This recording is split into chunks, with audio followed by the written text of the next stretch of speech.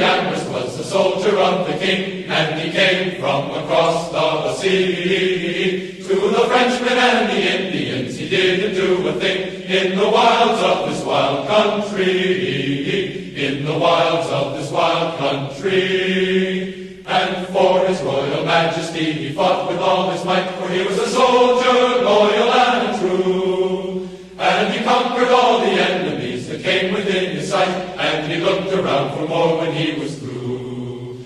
Oh, Amherst, brave Amherst, was the name known to fame and fame. For those of you who aren't in the class of '66 and probably can't remember what it looked like 50-some years ago, I'm Paul Diamond, and the president of the great class of 1966.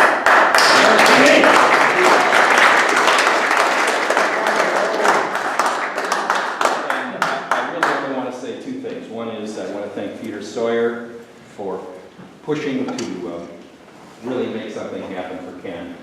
Ken was not one of my closest friends on campus, but perhaps the most admired. And I think that's a good way to start what I hope will be a great tradition for our class. And John Huberth, who is our vice president, let me say there's nobody better to work with, and not the least because he's got a voice and humor that all of us have always loved, and it's still there. The reason why Ken is appropriate to start this tradition is nobody played more roles well at our time in Amherst. And for the next 50 years, how many different times did you see something in the New York Times, watch him on TV in many roles, see him in the movies in many roles, more roles? Nobody played more roles well that we could be proud of as a class. No matter how well you knew him or you didn't, you always said, that's our guy from the class of '66. And then to top it off, as was mentioned, with his leadership, to merge two unions that had been at loggerheads for so many years as his final act. I'm just saying, I am very proud that we have the opportunity to honor and celebrate Ken today. Thank you.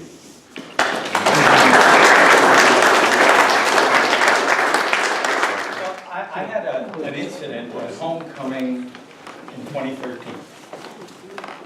I showed up at Friday night, got out of the car across from the Lord Jeff, and I realized I didn't have my wallet with me. I said, what the hell am I going to do? I don't have credit cards, I don't have money. I'm 150 miles from home. And I got out of the car, I was walking around, and in front of the Lord Jeff, leaning back on a chair, was Ken. I said, maybe he can help. Ken was talking to a guy. So I walked over to him, and Ken, and I started to tell him the story of the wallet, nothing to do. He says, I got this. He turns to the guy, he says, Tommy, get Petey a drink. That's the story.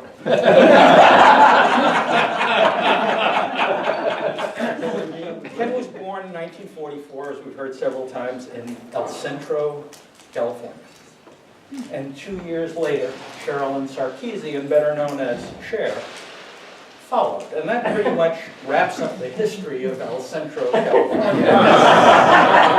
For it's the lowest city at 50 feet below sea level in the United States, with the highest unemployment rate in the United States is 28.3%.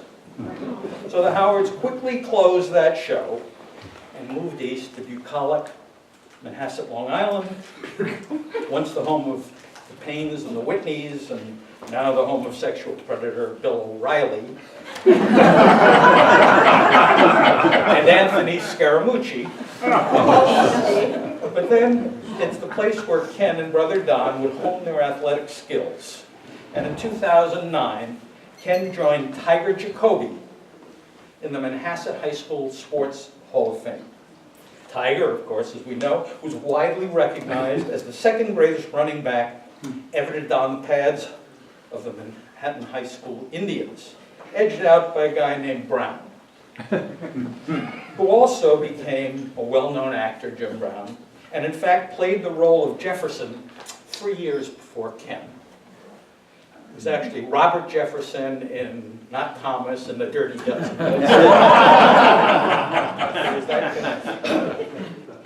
Growing up, Kenny was a huge Yankee fan when they got there, and Mickey Mantle was his favorite player.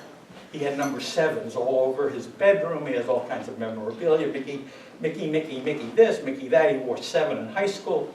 That was his guy. Ironically, when he met Linda Fetters, her best pal was Jill Martin, who was married to the oft-fired Yankee manager.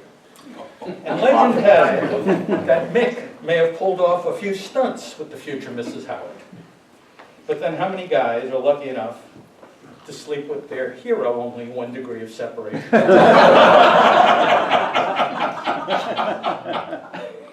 Shortly after my daughter was born, my daughter Charlotte, Ken called asking for Charlotte's vital statistics. And a week or so later, a large package arrived from California.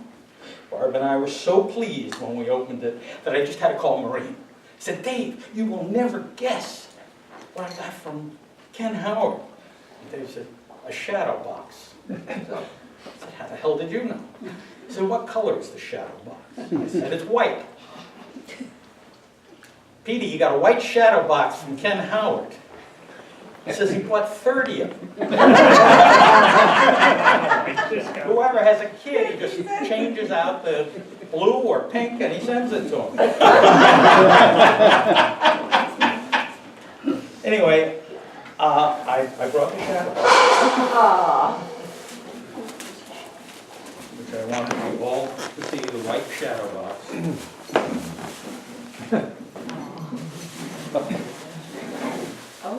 And this is what we got from him. Cool. White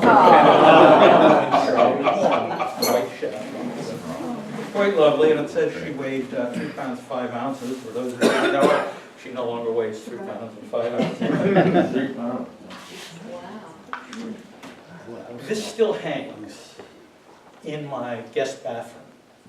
So in a way, Ken is with me every day as I walk by. The origin story that there were 30 of them, I've never told Charlotte or Barb. They have no idea. Producers and publicists often send a lot of goodies to celebrities, care of their agents. Rarely do we ever send them on to the clients, but especially not the cool stuff. And I had arranged for Kenny to do some intros when TV Land Network ran The White Shadow. And along with a check, they sent a handsome logo jacket with leather sleeves and slash pocket trims. This jacket had Sawyer written all over it. And I still have it. The problem... Does it fit? Oh my God. Oh, it was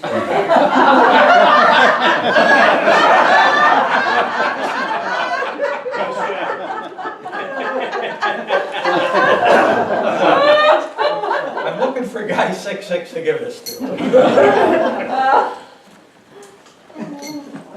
For the last 5.5 years of his life, Ken was a labor leader. And it's rather remarkable and sobering when you consider that he was following in a tradition of Samuel Gompers, Meany and Ruther, John L. Lewis, Hoffa, Cesar Chavez, Arthur Goldberg. And of course, for the union he headed Screen Actors Guild, that great communicator who preceded him, Ronald Reagan. And historians will someday note that Ken's ability to steer this merger between AFTRA and SAG in 2014 was more difficult than orchestrating the AFL-CIO merger 60 years earlier, because that was when they wanted. I last spoke with Ken before Christmas in 2015. I had a harebrained scheme to turn our 50th reunion dinner in the coming spring to be a reenactment of the Golden Globe ceremony. I wrote some parody songs, one for Biddy. And we were going to have a purple carpet where you walked in with Leslie Stahl to interview classmates coming as they arrived. Hopefully many of us would be in black tie, something that RC didn't like that idea. And Ken, of course, would be our MC. So he spoke several times. He was dubious, as often are most of my classmates of any clan I propose. Most? And he was concerned whether he could pull it off, particularly the opening number a la Billy Crystal I had laid out involved singing, dancing, jokes, and quite frankly, he wasn't sure if he was physically up to it. Well, a week goes by after our prior conversation, and Ken calls me, and he's excited, and he's charged up. He says, Petey, I can do this. Do you remember Stanley Holloway? I said, yeah, My Fair Lady, the father. Yeah, the Get Me to the Church on Time number. He does this amazing crossover jump step. He says, it's really easy. I've been practicing it. I can actually do it. So let's do this. And that was our last conversation. Ken never made it to our 50th. Sadly, his show closed out of town. But whenever I walk by my guest bedroom, I see the white shadow box. And I'm reminded that somewhere Kenny is already off book, doing 8 shows a week with Stanley Holloway as his choreographer. Great. In the video, Ken Howard was had a big role in the Fantastics as El Gallo, the bandit. And I don't know if you all remember Al Guest, who was the secretary of the college, also a member of the class of 1933. And Al Guest went to, and as you may well remember, the production of the Fantastics was in the basement of one of the social dorms. And Al Guest went to the first performance, and there were 16 performances in total, and Al Guest ended up going to every single one of them. Ken Howard, and I saw it, and I was impressed myself. I don't know that much about theater, but I was impressed myself how good Ken Howard was, how just talented. But I think it's really something. Al Guest went to all the performances. I'm Brock Putnam. I was originally the class of '67. So You speak up.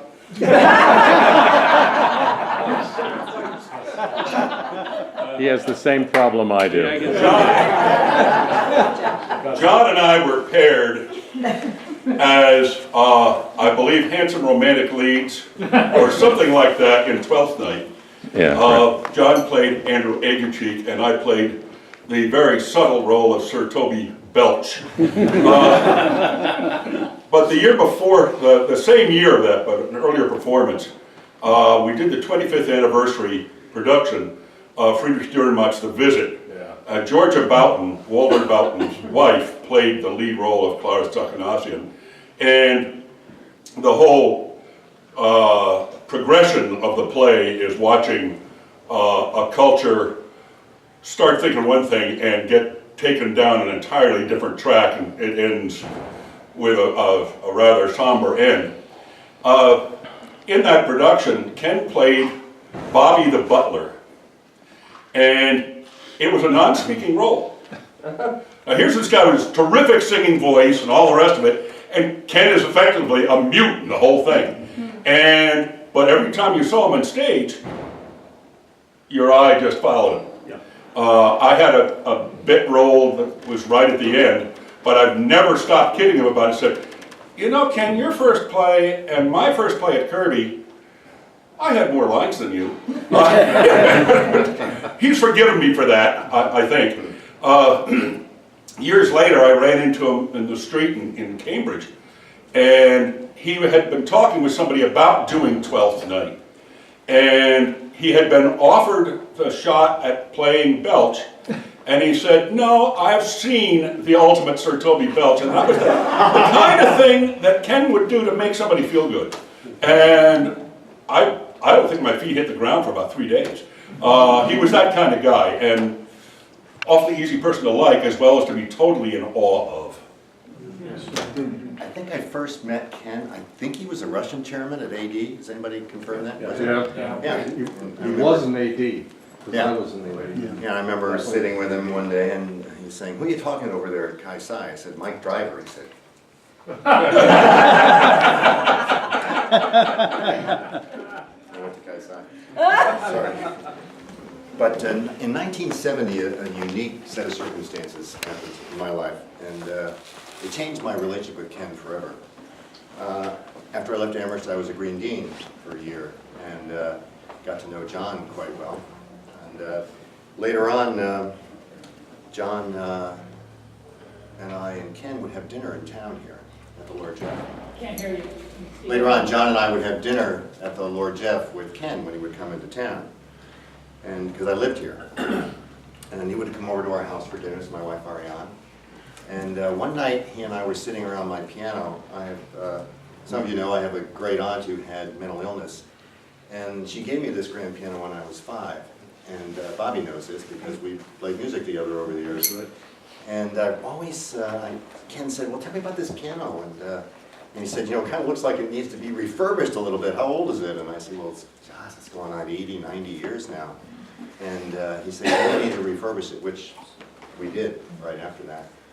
And so at the time when he asked me about it, he asked about my aunt, what happened to her. And, you know, she had bipolar disease.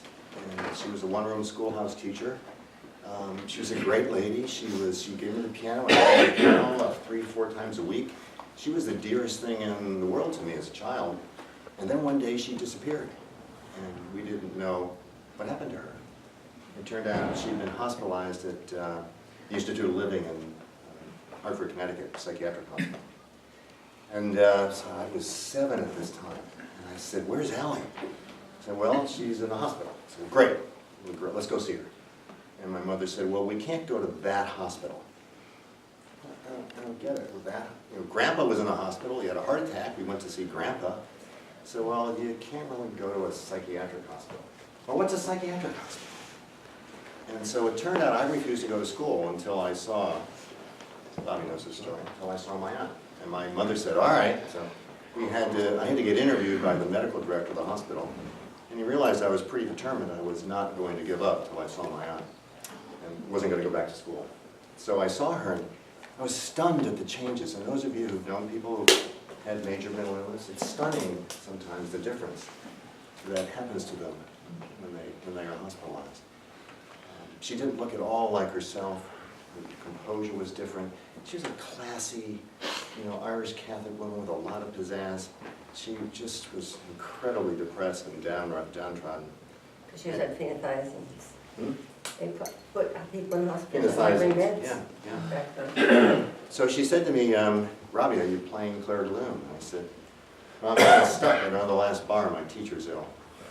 And she said, well, I'll be home soon. And she was one of the first people who put on lithium in the 50s. And lithium was a life-changing drug for bipolar disease. She lived a very happy life thereafter. So Ken wanted to know this story, and I was thinking, well, how come you're so interested, you know? And he said, well, you know, I have a brother, Donnie. And you may remember Donnie. I didn't remember at the time. And Donnie went to Amherst. He suffered a lifelong depressive disease and alcoholism and died in his early 40s. And Ken said, so what are you doing now, Robbie? And I said, well, I'm the CEO of a psychiatric hospital in Vermont, Brattleboro Retreat. It's very much like the Institute of Living. There are 7 of them. They were the first hospitals 190 years ago to be started in this country. And so I said, well, you know, that's what I do. I run a psychiatric hospital. He said, that's a great legacy from your aunt.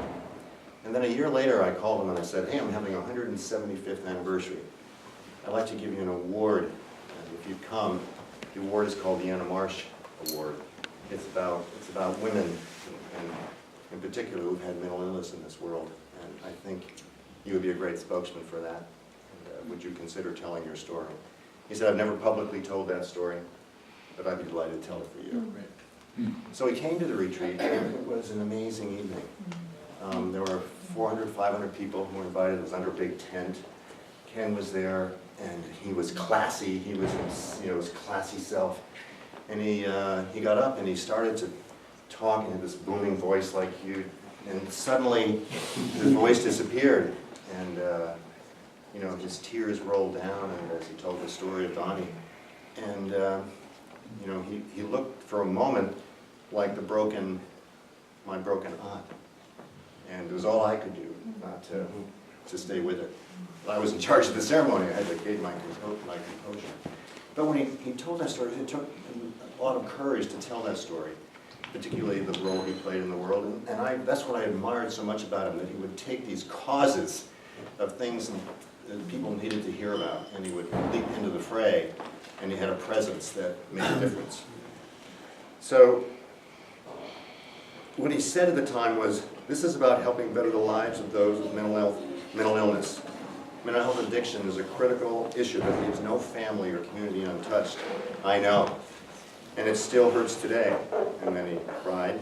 He said, "No person suffering from mental illness should be treated with less than the dignity that we reserve for every family member and friend." I think Ken knew that the stigma of these diseases, are incredibly unfair to people. And now today, with this growing opiate addiction problem we have in this country, I think the issue that Ken lent his voice to, continues to defy resolution. And we have a long way to go in reducing stigma for mental illness and addiction. And it's always been spread one voice to the other that helps us define this problem. And I was lucky to have known Ken and experienced, his voice and how he gave it to this unmet need. When he taught at Amherst, he asked each student in the class to give a 2-minute introductory statement. One of the Amherst students said to him, in 2 minutes, how could you possibly summarize a life or say anything meaningful in 2 minutes? And waited for silence and started reciting the Gettysburg Address. 7 years ago, he said, and then when he was finished, one of the students stated, "I got you 1 minute and 52 seconds. Ken said, "Case made."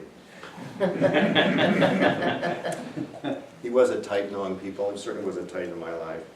He's a person who realized that the value of giving back and knowing the importance of brevity, thoughtful expression of the most important things in our lives, and also knowing the value of friendship along the journey is really what makes a change in this society. And I miss that guy. He made a difference in my life, and he made a difference in a lot of people's lives. But in this particular way is a way that I don't think people know about, and I think it's worth heralding. So, thanks. Thank you. One was Ken came back and taught a course here, not just at Harvard. And Dave Martuller and I had the privilege of sitting in on the class. And that was one point. But the other thing, he came back on more than one occasion to be the coach of the alumni basketball game. and that was not mentioned. But that was another thing where he, in other ways than have been mentioned, gave back to the college. John, do you remember what he taught here at Amherst? The course Nuclear he taught? physics. Was it something related to drama?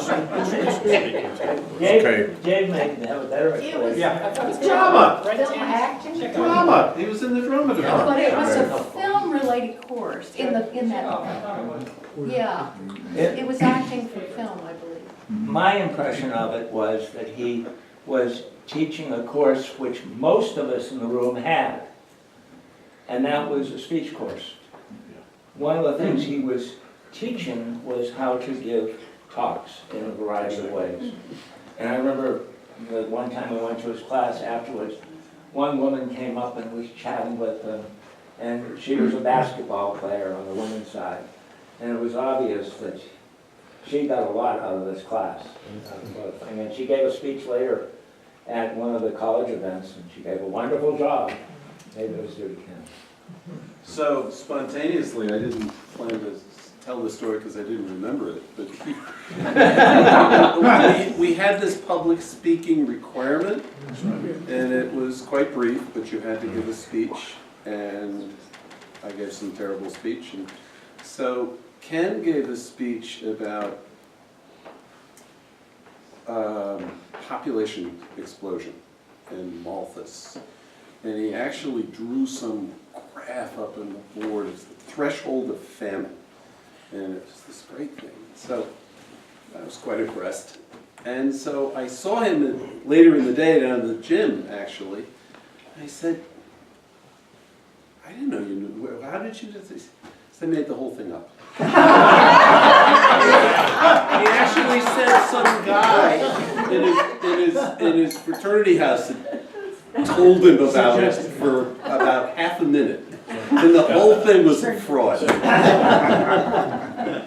I'll say something along those lines, R.C. Freshman year, I lived on the same floor as Ken, a few doors down. I think, Mac, you were on the same floor. And everyone remembers freshman English and how much of a stressor getting those reports in was. And I would struggle. There was a date that the reports had to be in. I often would stay up till the wee hours of the morning trying to complete the report. Well, Ken would never hand it in on time. you know, and I'd get maybe a C plus or a B. And 3 days later, Ken would hand it in. I said, you know, 3 days later, it was due, you know, at this date, and Ken handed it. And invariably, he would get the comment back, brilliant paper, Mr. Howard. It is 3 days late, but it's still a brilliant paper, and I just never got over how he could do it, you know. Life is very unfair. Yeah, it was unfair. There you go. But for him, special, you know. Yeah. John? I was the teacher in that production of The Visit, and I had to spend a lot of time making my beard white and learning to stoop. And You did a great job. I'm working on it. So I think I perfected that part. But you know, it was interesting looking at the video and talking about what Ken wanted to do when he came here. Very few people came to Amherst in those days to go into theater. That wasn't really the track. I thought also I would be to study English, go into law, and I got okay at writing first-year English papers. I got better at writing second-year English papers. I got pretty good at writing English papers and realized I didn't want to do that for the rest of my life. I was a jazz musician at the time, and I'm pretty dumb, I guess, and I also came from a working-class city, and it never struck me that there was a place where performing met literature, and that place was on the stage. So I was late coming to the theater here, and eventually did an enormous number of shows in my last 2 years. And a lot of those involved Ken. And one of them was the Andersonville trial, which, truth be told, is a pretty awful play by Saul Levitt. It's kind of a TV drama. But Ken was the prosecuting attorney in that. And Mark Sandler was on the other side, the two of them together. That's right, a wonderful actor who did not. I had breakfast with 2 days ago. And John Hubert was in that play, and Tom Turgeon, who taught for many decades at Kenya, was the late Jeff Blechter, who was one of the extraordinary directors of the 1960s and 70s off-Broadway, was in that play. So was I was a witness. Yeah, that's right, yeah. And I'm sure I'm missing other people also. And Amherst had a wonderful way of incubating a love of theater and how it can operate within the world and how it operates on personal terms of doing something collaboratively. So much of what you do here and in any other college is done for a teacher's readership. The teacher's tired, he marks it as best he can, he's trying to help you, but there's no real accountability to a public. And when you're on the stage here, no matter what the level of accomplishment, you're making something which is presented as finished and is performed as a kind of reflection of human life as you understand it at age 19, 20, or whenever. And this was an extraordinarily important place for me and also for other people who participated at that time. And I don't think it's a mistake that many of the people whose minds were trained first in the liberal arts here went on to have remarkable careers, some of them, in professional theater, or in my case, I taught for 50 years at Brown. Tom Turgeon had a similar career at Kenyon. So I'm glad it gave me an escape route from English. I paid for it by being hired by an English department at Brown, but we turned it into a theater department. And indeed here, you weren't allowed to study theater, you studied dramatic arts. That was a way to make it more respectable. Darts. But, In contrast to fine arts. Arts and darts. Yeah. But Ken had a kind of wonderful presence about him, and he grew up in a church choir. I have no doubt that his religious background remained a part of him, and certainly he was a person of service to the world besides being a performer. But I also remember Jim Sherwood, who was in the class above me and therefore barely known by most of you, wrote a satiric play called I.H. Stamps, or IHS, and it was about the selling of the commodification of religion. And we needed something in it that would be making fun of this. So Ken was, of course, a wonderful singer and had done a couple of roles in the theater at that time. So we got Ken to come in and sing, "Oh God, Our Help in Ages Past." And I remember getting him to do it over and over again. Can you make it sappier? Can you make it a little more maudlin? Can you make it, just to put the edge on it, a little over the top? And Ken had such wonderful fun in doing that. And there was a kind of sportive joy about everything that he did that rubbed off on other people too. And so that's why I'm here to celebrate him. It's a life well celebrating and a wonderful person that we do in college. Thank you. Comments. I'm Bob Holloway, otherwise known as Stump, from the class of '68. Well, I'm not quite as tall as Ken, but that's part of my story. But I was taken by particularly what Brock talked about and what Rob Simpson talked about, because to me it kind of really distilled in many ways how I would try to describe Ken. I met him early on as a freshman in 1964, and for whatever reason we kind of bonded, and he almost became like a brother in many ways, and we stayed in contact over the years. And when Rob was talking about the issues regarding mental illness and involving his aunt and Ken's brother, all families have their issues, and my family has had its issues, and my kids would tell me if they were around here now, "Don't start crying, Dad, this is not good." But Ken and I used to joke about the fact it's not a question of whether a family is dysfunctional, it's a question of how dysfunctional the family is. And but also I want to say the generosity that Brock talked about was, in many respects for me, the quintessence of Ken. He was always very generous to me. In fact, I will tell you, as a result of that, he's still here in my phone. I still got his cell phone in there. I'm not deleting it anytime during my lifetime. My kids can delete it. And every time I had a youngster that was interested in acting or any kind of performing and wanted some advice, I'd call up Ken, "Hey, are you willing to talk with this young person?" And the answer was always yes. And I'm reminded when you folks talk about how good he was as an actor in college and how imposing a presence he was, whether he had a speaking role or not. I remember taking Shakespeare with the formidable Theodore Baird, and we got to class one day, and that was back in the day, obviously, as all of you know, you did in fact go to class. Otherwise, Mr. Holloway, you were conspicuous by your absence last time, and I was not pleased. It was an accident, Professor Baird. I overslept or whatever. But anyway, Ken was Macbeth, and Baird, who was not particularly expansive in his praise of anyone, he made it a point at the beginning of the particular class, and I'll never forget this, how many of you have seen Mr. Howard as Macbeth?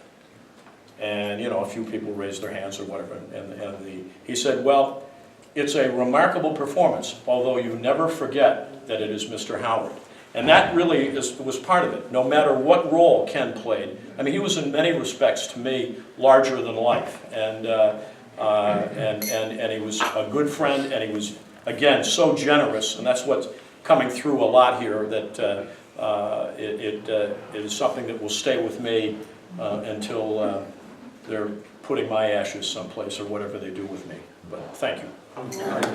Strangers once we came to dwell together, sons of a mother, wise and true. Now we're bound by ties that cannot sever, all our whole lives through. Gather closer, hand to hand, the time must be here when we must part. Still the love of college days will linger ever in each heart. So raise the rosy goblet high, the senior chalice and belie the tongues that slander and defile, for we have yet a little while to linger, youth and you and I.